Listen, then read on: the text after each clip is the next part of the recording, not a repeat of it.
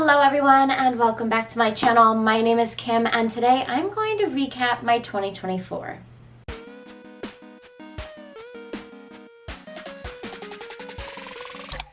I'm doing this without a microphone today because I didn't like the sound quality of my microphone, so apologies. Today I'm cracking open a bottle of my favorite $6 wine. It's Barefoot, not sponsored, obviously. Fruitscato, it's peach flavor. Cheers. Merry Christmas and happy holidays to all of you. I hope your holiday season has been both merry and bright. Or at the very least, not completely miserable. We have a very long 4 years of misery ahead of us, so let's not get a jump start just yet.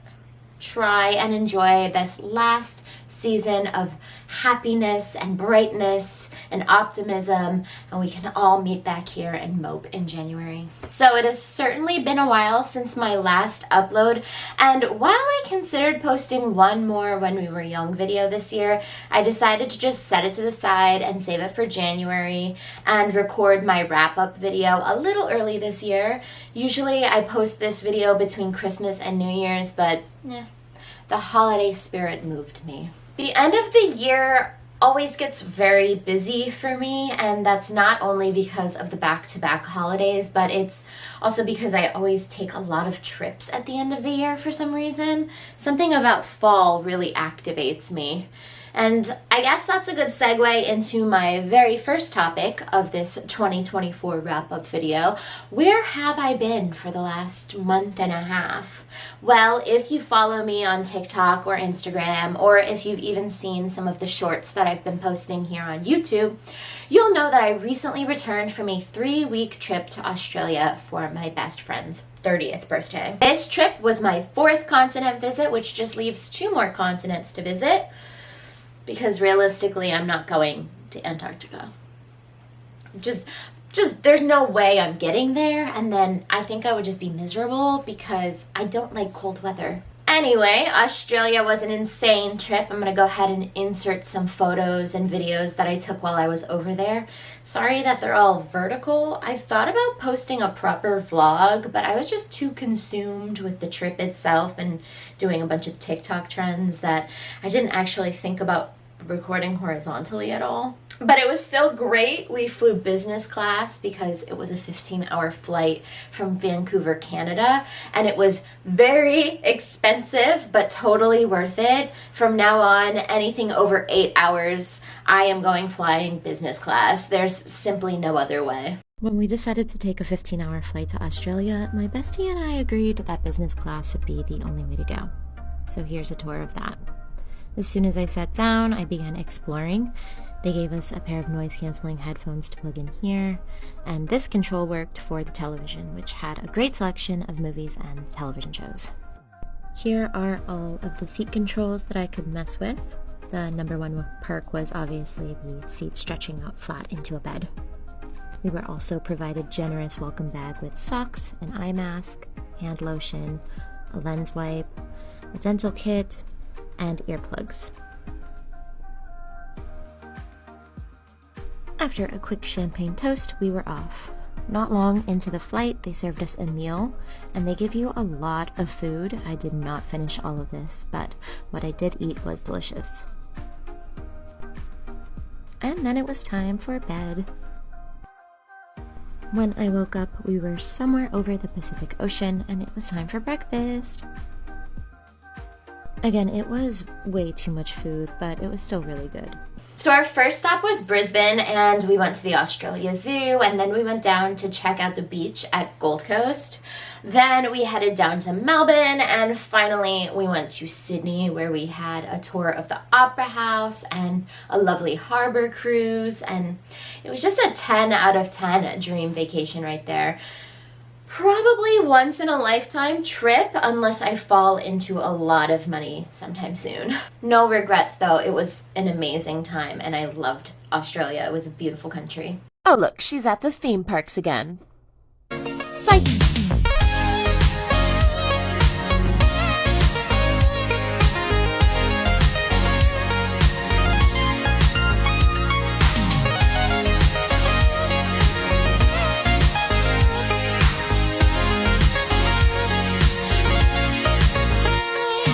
Since I've been home, it's been Thanksgiving and then a lot of holiday festivities, Christmas-themed bar crawls, Grinchmas at the parks, holly and jolly everywhere you turn, which has been really nice because I haven't seen a lot of my friends since probably before October. Prior to the Australia trip, I quarantined myself to avoid getting sick and ruining the trip. I limited my time outside the house and I wore a mask often, and I still wear a mask in crowded areas because there are a lot of weird illnesses going around right now and I want none of them. But Halloween this year was kind of a bust as a result because I was inside, I was avoiding crowds, and that's basically Halloween in a nutshell.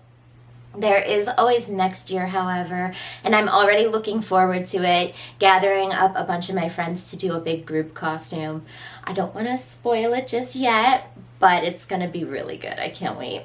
Speaking of Halloween, you guys have obviously all checked out my HHN videos, right? My discontinued attractions video got over 2,000 views, which is insane to me. It's also suggesting to me that maybe you guys might want more content like that. So in the coming year, I have a couple of ideas for discontinued theme park things. Although I am always open to suggestions for videos, my comment section, my DMs. Let me know if there's anything you want me to cover next year. I definitely want to continue doing my fandom content. It's a lot of fun, and I might make a hard pivot to heavily focusing on Fall Out Boy though. I'm thinking of running through all of their albums and talking about each one in depth, but I also want to discuss Warped Tour and When We Were Young lineups too. I also want to make more theme park content. So whether it's full-length videos or vlogs of me at the park or just short form TikToks and Reels, you gotta let me know what you guys are interested in seeing. All this to say, if you're not already subscribed, please do so, because the content will keep on rolling in 2025. Speaking of subscribers, the growth that I've had on this channel this year has been amazing. I believe I have about 330 subscribers right now, and that is amazing when you consider that I started this year with around 220. So that means over 100 new people have subscribed, and I really genuinely appreciate every single one of you. Thank you all for sharing the videos, liking the videos, commenting on the videos, and just interacting with my content in any way. As you might know, I am a one-man band, but I really enjoy making the content. It's really rewarding. It's like a nice creative outlet for me, because Lord knows I'm not monetized on any channel, but it gives me a nice creative outlet, and the interaction that I receive when you guys interact with it is the reward for all my hard work. So again, thank you so much. Speaking of creative outlets, I have continued my cross stitching this year, and here are some of my favorites. I've got the Pink Pony Club here. This is my Snoopy. You can't quite see him. He's my Snoopy sleeping on the Great Pumpkin. My little puffer jacket Snoopy. Bo Burnham's That Is How the World Works. I've got a Pisces fish here. And I got a sunflower here. And then this is another Bo Burnham. It's almost over. It's just begun. I've got a sun and moon right here.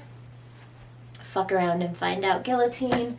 And then Ghostbusters up here in the corner. These are just a couple of them. I have a Stitch Instagram, which is linked below if you want to check out more. My New Year's resolution at the beginning of this year was to do more craft shows. I basically did no craft shows this year, which was a bummer because last year I did a ton and I really enjoyed them. I'm hoping next year I can get back into it. I'd like to offload some of these stitches and make room for more in the future. They're starting to overtake my closet, so if you want to purchase any of them, visit the Instagram linked below and let me know. Going back to the beginning of this year, I did see Fall Out Boy, my favorite band, 3 times for my birthday, and every time it was better than the last. They really are just so amazing. And they even played my favorite song as a 8-ball song, which was their surprise songs that they played every night. I had requested that they play Alpha Dog in Orlando, and well, this is how that went. We played the last one we recorded before we went on hiatus.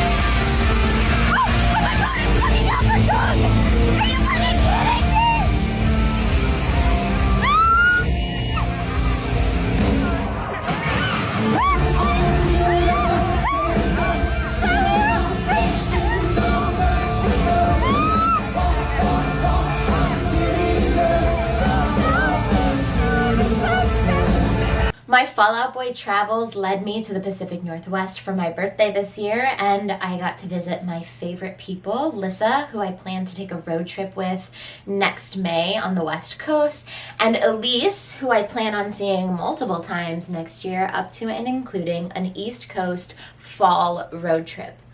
And Warped Tour, because you know your girl got Warped Tour tickets. And with any luck, I'm going to convince the both of them to come with me to Disneyland for a quick birthday trip next year. So that was my year in a nutshell and some of the things that I'm looking forward to in the new year. Things are looking a little bleak on a global scale, so I'm just trying to fill up my personal life with good things to keep me going. And I really suggest and hope that you all do the same. I'm not so sure on my New Year's resolutions this year. I might come up with some, I might not. I know I want to start a junk journal. Yes, the TikTok influenced me again. I'm going to save all of my trash and put it in a book.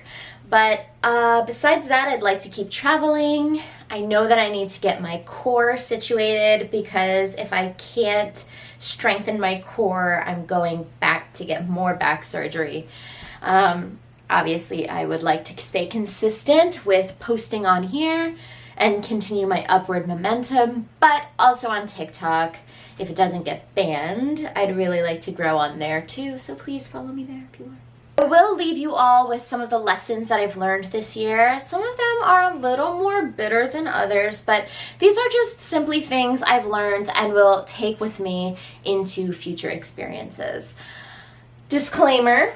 None of these are about any particular friendship, person, situation, etc. Some of them aren't even about things that have happened to me in my life. Some of them are just revelations that I've had from watching other people tell story times on TikTok. So please don't take offense if we're friends in real life. However, if anything does resonate with you, feel free to take it with you and move forward. And if you need to talk about it, my door is always open. Number 1. If someone is upset, it is their job to make it known. This is for my people pleasers, my empaths, my hyper-aware folks. I can usually tell with pattern recognition when someone is upset with me. Either they go silent or they get really snippy or whatever their default is. This year, I have learned that if they don't bring it up, let it go. All of my life, I have been hyper vigilant to other people's emotions, and I don't really like confrontation and will appease a situation just to diffuse it. But next year, I really want to move on from that. If someone is upset with me, they can bring it to my attention. And if they don't, then obviously it's not important enough and we can move on. Now, if they do want to bring it up, I'm happy to hear them out and have a conversation. I'm not shutting anything down. However, I can no longer take on the responsibility of managing other people's emotions. And that's that on that. Number 2, if criticism doesn't come with a solution, I'm ignoring it. This one requires a little more nuance as every situation will be different. But these days, I am a little bit less likely to hear criticism if it doesn't come with any options for change. Even if the options don't personally work for me, at least I know that the critical person understands the problem enough to offer something. A very basic example of this would be I'm picking someplace for dinner and I say, let's go to Chili's, for example. And you go, nah, I don't really want Chili's. Well, then you really ought to come back with another suggestion on your own. Otherwise, I'll see you at Chili's. Too often, I find myself on the receiving end of, I don't really like X, Y, and Z, but no alternative is ever offered. I'm not interested in hearing any of that anymore. Number 3, let them learn. A lot of lessons to be learned in the next year, a lot of karma to be felt. Sometimes when you help a person out, you're intruding on their rightful karma. Sometimes you just gotta let a person struggle through the consequences of their own actions. And that's all I'm gonna say on that one. Number 4, you have to be a community to have a community. Too many people complain about not having help, but then when you try to rely on them, they are nowhere to be found. In the coming year, I will be matching energy. I'm not looking for one-to-one favors. It's not transactional. But if I find that I'm bringing more to the table for you than you've ever brought for me, the energy will be matched and reciprocated. And number 5, finally, don't count yourself out. I am more capable than I realize. I am more capable than I think. Almost every CEO in every boardroom is a generic white guy who has oopsed his way to the top. So why can't I? I've seen a lot of TikToks about people trying to be rejected for weird things like riding construction cranes, but then they just end up being allowed simply because they asked. So in 2025, I'm just gonna try to ask more and do more and be more and show up more. Will I get it? Will anything come out of this? Who knows? Might as well try though, right? So that's it. My 2024 wrapped up. Probably not as satisfying as Spotify Wrapped, but then again, this year I heard Spotify Wrapped was not as good. So, all of my top songs were Fall Out Boy. Is anybody surprised? Anyway, it's been a good year, but I'm really hoping for 2025 to be great. Thank you all so much again for watching and subscribing and liking and just supporting my videos and content. It really does mean the world to me. Have a Merry Christmas, Happy Holidays. I love you all, and I'll see you in 2025. Bye!